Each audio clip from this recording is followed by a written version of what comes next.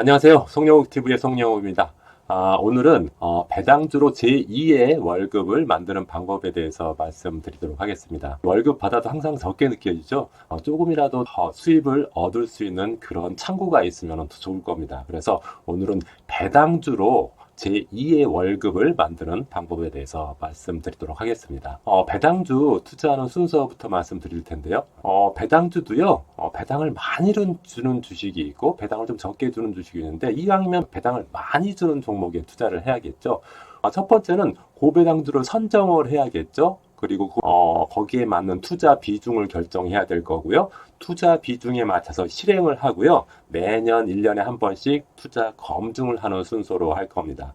이렇게 4단계로 되어 있는데 하나씩 설명을 드리도록 하겠습니다. 일단 고배당주를 찾아야겠죠. 고배당주를 찾는 방법은 아주 간단합니다. 여러분들 네이버 많이 보시죠? 네이버에서 증권 항목으로 들어가서 증권의 국내 증시 들어가시고, 국내 증시에 들어가시면은 배당이라는 항목이 있습니다. 거기에 들어가시면은 이렇게 우리나라 코스피, 코스닥 모든 종목에 대한 배당이 나와 있습니다. 그것도요, 배당 수익률별로 순서대로 나와 있습니다. 배당 수익률이 제일 높은 종목부터 해가지고 쭉 나와 있으니까 그것을 보면서 어떤 종목이 배당을 많이 주는지 확인하면서 거기서 고르면 되겠죠. 그래서 제가 배당주를 한번 골라봤는데요. 이 배당주 선정 기준을 알고 여러분들이 고르시면은 여러분들이 배당주 투자하는 시점에서 어떤 배당주를 선택해야 되는지 잘 알 수 있을 것 같습니다. 그래서 그 배당주 선택 기준을 먼저 말씀드리도록 하겠습니다. 첫 번째 배당주 선정 기준은 배당 수익률이 최소한 예금금리보다는 높아야겠죠. 예금금리가 지금 3%인데 배당 수익률이 2%다. 그러면은 주식에 투자하는데 예금에 투자한 것보다 적은 수익이 난다고 하면은 이것은 굳이 그런 투자를 할 필요가 없지 않습니까? 그러니까 배당을 준다고 해도 최소한 저 같은 경우에는 예금금리의 2배 이상은 되는 배당 수익률을 주는 그런 종목에 투자하고자 합니다. 그래서 첫 번째 볼 것은 예금금리보다 2배 이상 배당 수익률을 주는 종목이 좋겠다. 이렇게 볼 수가 있겠고요. 두 번째는 3년 이상 계속 배당을 꾸준히 했을 것. 어떤 종목들 보면요, 배당을 줬다 안 줬다 막 이렇게 되는 종목들이 있거든요. 그런 종목들은 좋지 않습니다. 배당을 꾸준하게 계속 주는 종목 중에서 고배당주를 골라야 되고요.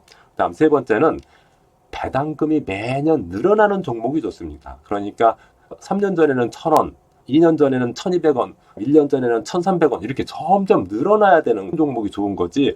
3년 전에 3,000원이었다가 2년에는 2,000원이었다가 최근에는 뭐 1,000원 준다. 이런 것들은 배당이 점점 줄어들고 있는 그런 종목이잖아요. 그래서 이런 종목은 좋지가 않다.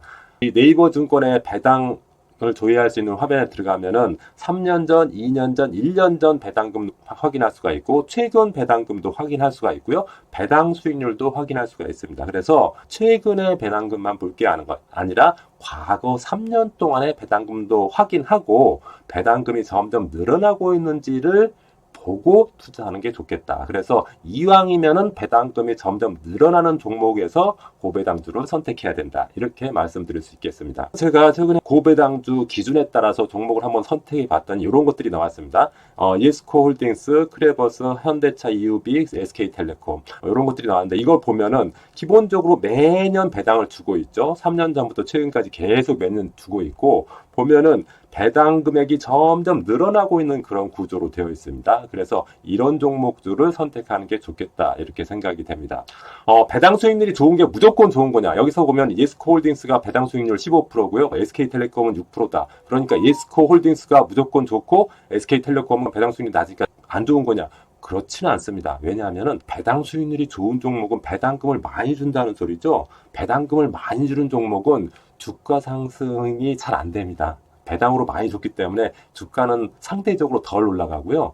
배당 수익률이 적은 종목은 배당 수익률 높은 종목보다 주가가 좀 더 잘 올라가는 그런 경향이 있습니다. 물론 이게 100% 맞는 건 아닌데, 어쨌든 배당을 많이 주면 주가 상승률은 이론적으로 좀 적을 수밖에 없고요.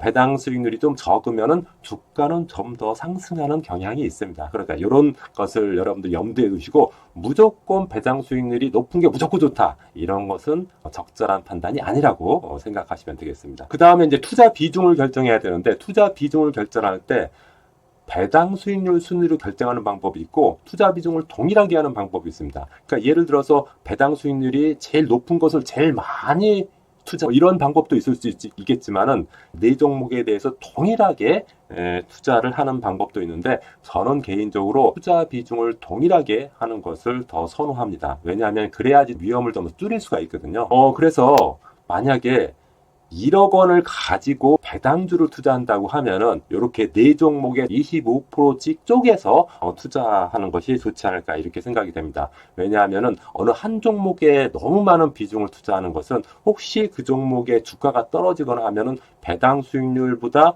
더 많은 주가 손실이 날 수도 있거든요. 그래서 가능하면은 똑같은 비중으로 가져가는 게 좋겠다 이렇게 생각을 합니다. 근데 종잣돈 1억을 가지고 이런 배당주 투자하면은 진짜로 실행이 돼가지고 배당 수익률이 이렇게 나온다고 하면 연간 한 1,000만 원 정도 배당 수익이 생겼죠. 그것을 월로 환산하면 매달 한 83만 원 정도 배당 수익을 얻을 수가 있겠죠. 1억을 만약에 확정금리 3%짜리 정기예금에 가입했다고 하면은 연간 300만 원 받을 거고 월로 치면 25만 원 정도 받겠죠. 그런데 배당주 투자로 그거보다 서너 배 더 많은 83만 원을 받을 수 있다고 하면은 굉장히 메리트 있는 투자라고 할 수가 있겠습니다.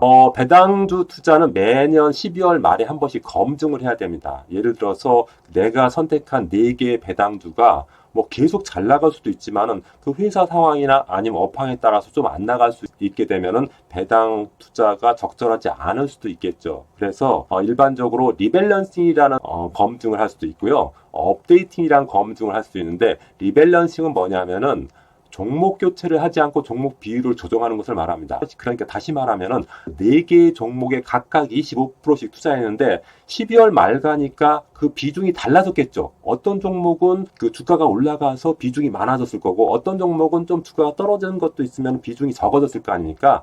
어떤 것은 그래서 30%가 되고 어떤 것은 21%가 되고 이렇게 다 25%가 아니라 좀 비중이 달라졌을 거라고요. 그것을 전부 다 25%로 맞추는 것이 리밸런싱입니다. 그러니까 예를 들어서 30%가 되어 있는 종목은 5% 팔아서 25%로 맞추고 21% 되어 있는 종목은 4%만큼 더 사서 다시 25%로 맞추는 거. 이것이 바로 리밸런싱입니다. 이런 경우에는 종목 교체는 없고요. 종목 간의 비율 조정만 다시 25%로 맞추는 겁니다. 반면에 업데이팅이란 건 뭐냐면은 종목을 교체하는 겁니다. 예를 들어서 4개 종목 중에서 1개 종목이 배당금이 점점 적어지고 있고 시장에서 점점 안 좋게 보고 있습니다. 그런 종목은 계속 가져가는 것보다 다른 종목으로 교체하는 게 낫겠죠. 그래서 4종목 중에 한 종목을 다른 종목으로 더 좋은 배당주로 교체하는 것을 업데이팅이라고 합니다. 그러면서 이제 종목 비율도 25%로 맞추는 거죠. 그래서 리밸런싱과 업데이팅의 가장 큰 차이는 종목 교체를 하지 않으면은 리밸런싱, 종목 교체를 하면은 업데이팅이라는 표현을 합니다. 이런 투자 검증을 통해서 계속 투자를 하는 거죠. 투자를 해놓고 검증하지 않고 계속 가져가면 큰 손해를 볼 수도 있습니다. 회사가 나빠지고 있는데 내가 검증하지 않고 교체하지 않으면은 수익률이 나빠질 수밖에 없겠죠. 그래서 1년에 한 번 정도는 리밸런싱을 하든지 아니면 업데이팅을 통해서 나의 수익률이 안정적으로 계속 이루어질 수 있도록 하는 게 중요하다고 볼 수가 있겠습니다. 배당주의 장점과 단점에 대해서 한번 말씀드리겠습니다. 배당주는 일단은 변동성이 상대적으로 적은 편입니다. 일반 주식 같은 경우는 일반적으로 변동성이 커서 위험이 크잖아요. 그런데 배당주는 일반 다른 성장주에 비해서 변동성이 적습니다. 그러니까 예를 들어 성장주가 플러스 마이너스 50%로 움직인다고 하면은 배당주는 플러스 마이너스 20, 30% 정도로 움직이기 때문에 일반 다른 주식에 비해서 상대적으로 변동성이 적다, 위험이 적다 이렇게 볼 수가 있고요. 그리고 배당주는 배당 수익이라는 게 계속 생기잖아요. 매년 배당을 주니까 배당 수익이라는 것이 생기고 만약에 주가가 올라가면 주가 상승으로 인한 이익도 취할 수 있다. 그래서 두 마리 토끼를 잡는다. 이렇게 볼 수가 있습니다. 그리고 배당금으로 재투자해서 주식수량을 계속 늘릴 수 있습니다. 예를 들어서 내가 배당주에 1억 투자했는데 계속 10%씩 배당을 받았습니다. 그럼 10%를 가지고 배당주를 또 사면은 배당주의 수량이 점점 늘어나겠죠. 내가 별도로 돈을 안 넣어도 그냥 배당금만 다 받아가지고 그 배당금을 다시 배당주에 재투자하면은 점점 더 자산은 늘어나고 배당금도 많아지게 되겠죠. 그런 효과가 있고요. 그렇다고 해서 단점이 없는 건 아닙니다. 배당주도 단점이 있죠. 왜냐하면 성장주 대비해서 배당주는 주가 상승폭이 적습니다. 성장주가 막 2배 올라갈 때 배당주는 10%, 20% 정도밖에 안 올라갈 수도 있어요. 그런 단점이 있고요. 또 한 가지, 배당 수익률을 10% 받았어도 주가가 만약에 10% 초과해서 깨져버리면은 원금 손실이 가능하죠. 그러니까 배당주가 안정적이긴 하지만은 그럼에도 불구하고 배당 수익률보다 더 많이 떨어지면은 손해가 날 수 있다. 이것은 주식이 특성이기 때문에 할 수 없지만은 그럼에도 불구하고 성장주보다는 좀 적게 떨어지는 경향이 있다. 이것이 좀 위안이 될 만한 그런 부분이고요.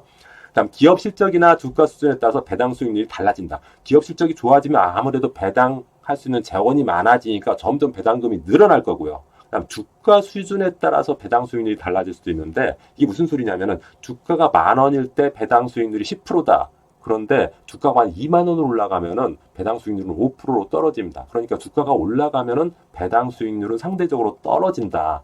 만약에 내 고배당주를 선택하려고 하는데 그 종목의 주가가 너무 높다. 그런 것들은요, 좀 기다린 게 좋습니다. 그 순간에 투자하는 것보다는 그 주가가 좀 떨어질 때까지 기다렸다가 투자하는 것이 좀 더 유리하다고 할 수가 있겠습니다. 오늘은 배당주를 가지고 제2의 월급을 창출하는 방법에 대해서 말씀드렸는데요. 여러분들이 들으시고 도움이 되셨으면 구독, 좋아요, 알림 설정 부탁드립니다. 고맙습니다.